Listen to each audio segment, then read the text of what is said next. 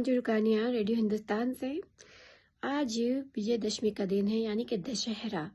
कहीं पे इसे दशहरा कहते हैं, कहीं दशमी कहते हैं, कहीं विजयदशमी कहते हैं।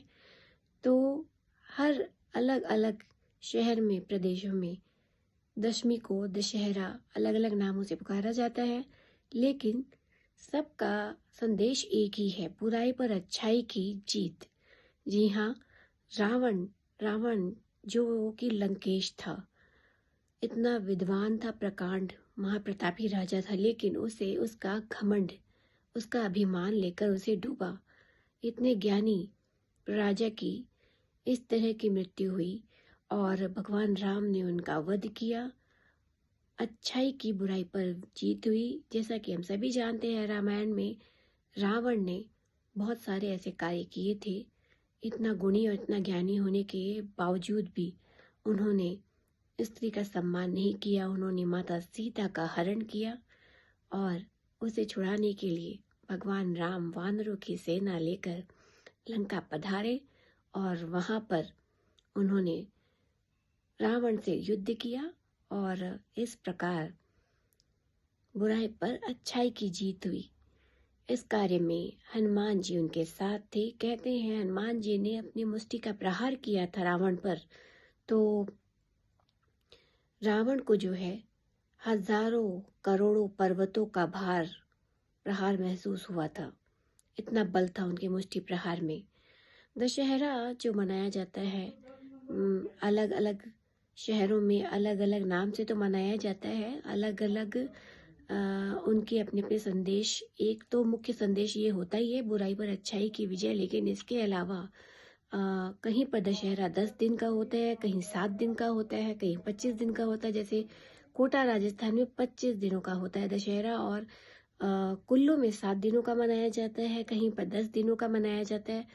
इस दिन भगवान राम ने रावण का वध तो किया ही था, और दशमी के दिन माँ दुर्गा ने महिषासुर का वध किया था। तो इसलिए दशमी दोनों बातों के लिए प्रसिद्ध है। दोनों तरह की कथाएं और मान्यताएं प्रचलित है इसमें, जो कि दोनों ही सत्य है। और विजयदशमी से ये संदेश मिलता है कि हमें अपने भीतर के रावण को जो है उसको स्वाहा करना चाहिए, क्योंकि भीतर का रावण यदि जागृत रहेगा तो गड़बड़ हो जाती है। इसलिए जब रावण दहन किया जाता है तो वहाँ जो लोग उपस्थित होते हैं, तो कहा जाता है कि अपने भीतर के रावण को भी वहीं छोड़ के हमें वापस आना चाहिए। जो विजयदशमी है वो आश्विन के शुक्ल पक्ष को मनाई जाती है और प्रदोष काल में रावण का दहन किया जाता है। आज 9:15 बजे तक प्रदोष काल है और इसी के बीच रावण का दहन अलग अलग देशों, अलग अलग शहरों में जारी रहेगा।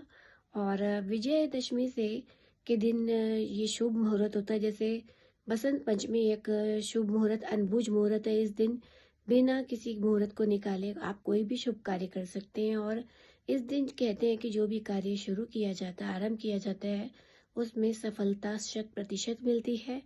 और इसके अलावा लोग इसे मनाते हैं, अपने घरों में पुष्प सज्जा करते हैं, अच्छा खाना पीना बनाते हैं, पकवान बनते हैं। और इस दिन लोग खरीदारी भी करते हैं, क्योंकि शुभ अनबुझ मुहूर्त है, इसीलिए खरीदारी की जाती है। इसके साथ ही साथ पान खाया जाता है और बड़ों का आशीर्वाद लिया जाता है। इस दिन अस्त्र शस्त्रों की भी पूजा की जाती है। भारतीय सेना में भी सिपाही जो है अस्त्र शस्त्र की पूजा करते हैं इस दिन।